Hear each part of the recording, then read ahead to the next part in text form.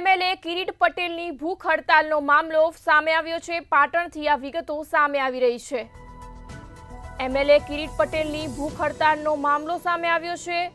HNGU યુનિવર્સિટીમાં MLA ભૂખ હડતાલ પર ઉતર્યા છે। યુનિવર્સિટીના કુલપતિની ચેમ્બરમાં ધારાસભ્ય ધરણા પર બેઠા હતા। સમગ્ર મામલે એનએસયુઆઈના કાર્યકરો દાદાગીરી પર ઉતર્યા છે। ધારાસભ્યની હાજરીમાં જ રજિસ્ટ્રારને કાર્યકરે ધક્કો માર્યો હોવાનું જોવા મળી રહ્યું છે। ડેપ્યુટી રજિસ્ટ્રાર પર એનએસયુઆઈના કાર્યકર્તાઓએ હાથ ઉપાડ્યો છે। પાટણથી આ વિગતો સામે આવી રહી છે। ધારાસભ્યની ઉપસ્થિતિ વચ્ચે એનએસયુઆઈના કાર્યકર્તાઓનો હોબાળો જોવા મળી રહ્યો છે।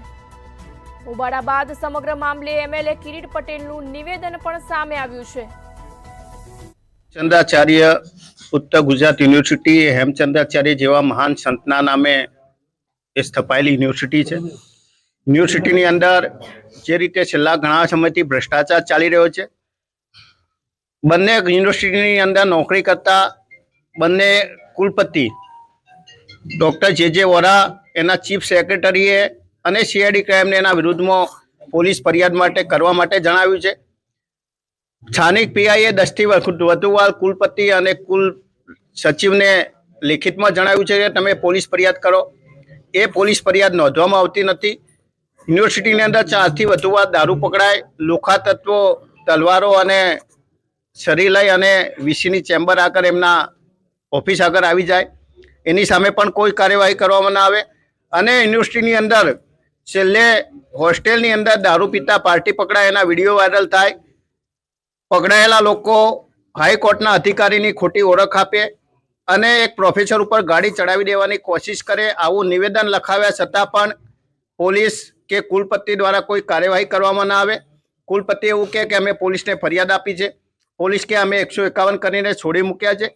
તો હેમચંદ્રાચાર્ય જેવા સંતના નામે સ્થપાયેલી આ યુનિવર્સિટીમાં આવો ભ્રષ્ટાચાર ચાલતો હોય, આવી ગેરરીતિ ચાલતી હોય અને એના લીધે યુનિવર્સિટીનું નામ બદનામ થતું હોય, તો કુલપતિ અને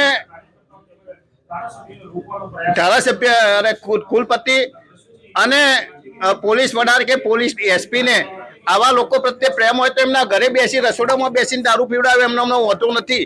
પરંતુ યુનિવર્સિટીનું નામ બદનામ થાય એ અમે ચલાવી લેવાના નથી જ્યાં સુધી યોગ્ય કાર્યવાહી કરવામાં નહીં આવે। અમે અહીંયા પણ ધરણા કરવાના, જરૂર પડે તો અમે ગૃહ પોલીસ ભવન ખાતે પણ ધરણા કરવાના છીએ। અમે અત્યારે ડીઆઈજીને ગુજરાતના પોલીસ વડાને ફોન કર્યો પણ એ ફોન ઉપાડતા નથી। જરૂર પડે અમે ગુજરાત પોલીસ ભવનમાં જઈને પણ ધરણા કરીશું। પોલીસ સાથે ઘર્ષણ થયું છે। પોલીસ શા માટે પાર્ટી બને છે મને સમજાતું નથી। જ્યારે યુનિવર્સિટીમાં બનાવો એટલે યુનિવર્સિટી પોલીસ એવું કહે કે સ્વાયત્ત સંસ્થા છે, તો પોલીસ શા માટે કાર્યકરોને વીસીને મળવા આવતા રોકાવે છે રજૂઆત કરવા માટે? એટલે કદાચ ઘર્ષણ થયું છે પણ એ ઘર્ષણ અમે શાંત પાડ્યું છે।